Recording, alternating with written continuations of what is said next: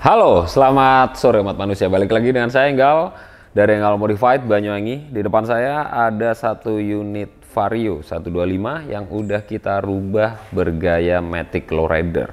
Sebenarnya konsep ini udah lama banget ya. Pernah tren di era tahun 2000-an. Buat teman-teman yang dulu udah hobi main motor custom atau utak-atik motor, pasti udah nggak asing lagi lah dengan konsep motor-motor yang molor seperti ini. Kalau zaman dulu mungkin perubahannya nggak terlalu total seperti inilah.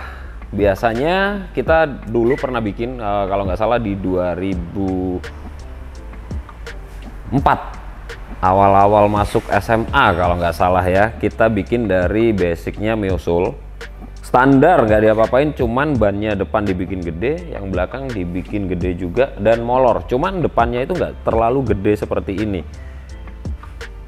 Kalau dulu simple, tinggal dimolorin, engine mountingnya ditarik ke belakang, digeser ke kiri, udah sesimpel itu. Spakbornya dilepas. Dan kenapa pakai Miosul? Dulu stangnya pun juga kita bikin cerondol karena bentuknya itu udah runcing-runcing gitulah Miosul, udah gendut gitu. Jadi lebih simple dan cakep aja tanpa perlu mengeluarkan biaya yang banyak. Tapi dengan berkembangnya waktu, rame muncullah Matic Lowrider seperti ini yang udah di custom total. Konsepnya mirip banget dengan Rukus. Kalau Rukus mungkin standar, tinggal dipendekin, nggak usah dimolor-molorin. Tapi kalau Matic Lowrider, namanya udah Lowrider ya, pendek dan panjang gitu. Jadi tampilannya itu bikin greget aja sih gitu. Dan mungkin teman-teman begitu iklan Saila on 7 waktu itu, kalau nggak salah di iklan salah satu produk rokok, muncul di TV, baru tuh banyak orang-orang yang tahu, mirip kayak komen-komen di Instagram saya kemarin. Boomingnya di era Saila on 7 dan sebagainya. Nggak salah sebenarnya. Sebelum Saila on 7 make Matic Lowrider itu, udah banyak banget teman-teman main kontes pakai motor seperti ini di kelas Matic. Jadi dulu ada kelas Matic apa, FFA dan sebagainya. Mainnya gini, dan di FFA pun banyak make model atau konsep lowrider seperti ini gitu cuy. Jadi bukan karena Saila on 7 akhirnya booming, enggak. Jadi sebelum itu udah banyak yang make, tapi mungkin masyarakat umum atau yang nggak hobi banget otak-atik motor, nggak langganan majalah otomotif, taunya setelah di televisi gitu. Langsung aja lah kita bahas motornya. Itu sedikit kita flashback aja. Langsung aja kita bahas di motornya. Jadi basic mesinnya kita menggunakan mesin Honda Vario 125 injeksi. Dan udah hafal lah mungkin ya teman-teman yang udah sering nonton channel Enggal Modified, yang udah follow, yang udah subscribe dan sebagainya. Walaupun mesin injeksi, yang pasti kabel bodi semuanya wajib clean. Kelistrikan, elektrikal di bagian stang kemudi dan semuanya sampai ke belakang bawah pun wajib harus rapi, harus bersih, nggak ada di mana-mana gitulah. Dan untuk stang bersih ya, cuman ada holder gas, rem kanan kiri, kanan untuk depan, kiri untuk belakang, dan nggak ada tombol apapun. Ntar kita bakal bahas tombolnya ada di mana. Untuk bagian depan ada box ini untuk kelistrikan dan sebagainya. Mainan atau variasi manisan aja semua, kita pakai bahan galvanis dengan ketebalan 1,2 mili. Untuk yang depan ini tebel ini, kurang lebih 1,8. Lengkap detailing kuningan dan baut semua, total kita all in pakai baut L. Lampu depan kita pakai LED yang strip, lampunya cukup terang, udah bagus dan fokusnya juga jelas ya, nggak berantakan gitu sih. Untuk suspensi depan kita pakai variasi aja yang simple, non upside down. Kalau upside down nggak bisa serendah ini, jadi kita putusin pakai variasi yang udah kita sesuaikan ketinggiannya. Dan yang pasti juga masih tetap mainnya juga enak, baliknya nggak konstan dan sebagainya. Untuk velg depan kita pakai 5 inci dan ban kita pakai Maxxis 120 ring 14, dan yang belakang kita pakai velgnya sama 5 inci custom ya. Model palangnya ini bebas by request, tergantung harga juga gitu. Untuk yang belakang kita pakai ban Maxxis juga ukuran 140/70. Kalau dulu sebenarnya masih ada ukuran 160 itu lebih cakep cuy, pakai velg 5 in, jadi bentuknya masih bisa ngedonat gitu, jadi kelihatan lebih lebar, apalagi pakai velg yang 7 in. Cuman ada plus minusnya, ketika semakin ban semakin lebar, semakin besar, otomatis posisi CVT ngegesernya lebih jauh ke kiri. Nah, kalau itu sesuai request atau selera aja ketika mau pakai ban ukuran berapa dan sebagainya. Kalau menurut saya menggunakan 5 inci 140 itu udah cukup cakep, dipakainya enak, nggak kena sambungan aspal, nggak sampai geol-geol gitulah kurang lebihnya. Lanjut di bagian body set, frame set total. Jadi dari Honda Vario itu cuman kita ambil di bagian mesinnya aja nih. Jadi yang kita pakai dari bawaan Honda Vario itu hanya di bagian mesinnya aja, sama electrical set sampai lengkap speedometernya gitu. Untuk frame set total semuanya kita bikin. Dan tangkinya juga udah kita pindah di bawah, di bagian depan jadi satu dengan pijakan kaki. Nih tutup tangkinya cuy. Aman, tenang aja, nggak ada masalah. Dan yang pasti ntar bakal banyak yang komen kalau kerendam air bla bla bla bla. Motor beginian itu nggak untuk direndam-rendam, dan motor standar pun, bahkan motor yang untuk enduro juga nggak untuk direndam-rendam cuy gitu. Jadi untuk pemakaian jarak dekat, santai-santai aja, kota-kota aja dan sebagainya, gitulah kurang lebihnya.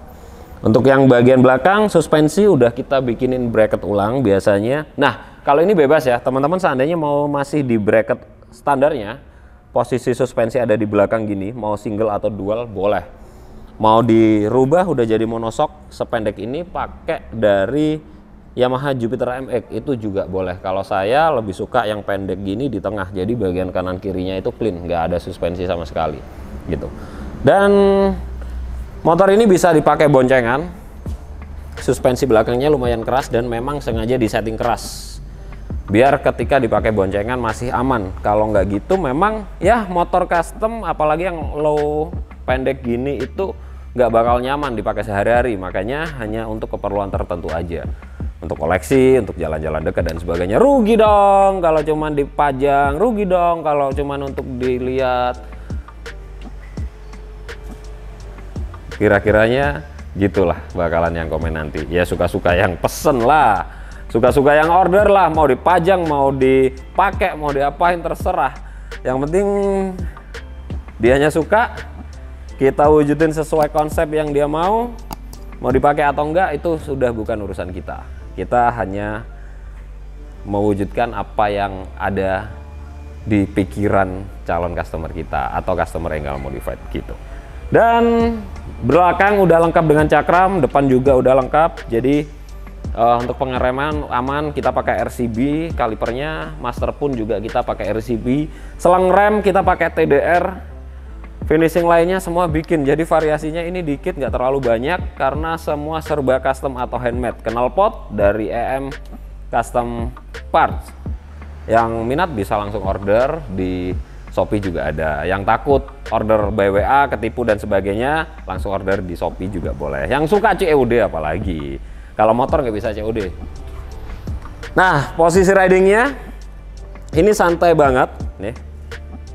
Mau ngajak anak berdiri di depan juga bisa, tapi pastikan ya benar-benar safety ya, bapaknya atau ibunya yang make udah bisa bawa motor dengan benar. Pakai di depan, seandainya nih mau nambah boncengan di bagian depan dan sebagainya itu boleh, atau agak duduk ke belakang, anaknya duduk di sini juga bisa gitu. Untuk pegangan dan sebagainya bisa di stang atau gampang lah, anak kecil itu udah pada ahli biasanya kalau dibonceng. Nah, posisinya itu nyaman banget, nggak terlalu nunduk, nggak terlalu tinggi. Kalau stang bebas teman-teman. Kalau dulu saya bikin pakai stang yang fat bar motocross, tinggal ditambah racer yang bulat itu, banyak itu orang jual. Oke, langsung coba kita hidupin. Kita hidupin, kontaknya nih ada di kiri, mau di tengah mau dimanapun bebas. Injeksi udah bunyi off, baru kita coba hidupin. Jadi sampai remnya pun masih fungsi nih. Oh,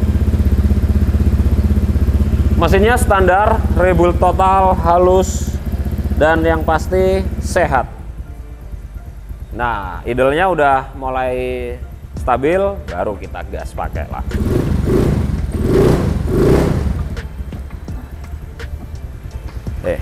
Knalpotnya suaranya ngebas, nggak terlalu berisik dengan model yang kapsul kita pasang di BMX. Kalau idle gini dia halus banget cuy, nggak bersuara. Tapi kalau digas baru dia keluar. Kurang lebihnya seperti itu. Dan lampunya ada tombol di bawah electric start. Fokusnya bagus, sudah cukup terang. Lampu belakang ada di bawah jok, nih juga terang. Tuh. Oke, saya rasa review kali ini udah cukup. Langsung aja kita tes ride. Seperti apa sih feel-nya bawa lowrider? Asik gak sih, nyaman gak sih, dan sebagainya. Langsung aja kita tes ride. Kalau feel-nya ya kita posisi itu sedikit agak jongkok, tapi buat teman-teman seandainya yang tinggi badannya di atas 165 bisa kita sesuaikan sesuai request teman-teman aja. Tapi kalau posisi ada di footstep belakang ini kita lebih enak makainya gitu. Kalau untuk stang teman-teman by request ya, seandainya mau posisi tinggi dan sebagainya itu juga tinggal diatur aja. Untuk suara knalpot saya rasa ini aman banget, nggak terlalu keras. Ketika gas kita stabil gini itu nggak begitu bersuara sih, tapi ketika kita betot nah baru bersuara. Untuk stabilnya enak ya, kalau motor molor gini handlingnya apalagi ban gede itu pasti lebih berat gitu. Untuk lepas setir juga enak, nyaman, nggak ngoleng, jadi stabil gitu sih. Tinggal request posisi riding teman-teman aja ya, gimana nyamannya dan gimana pengen posenya di motor ini kelihatan keren.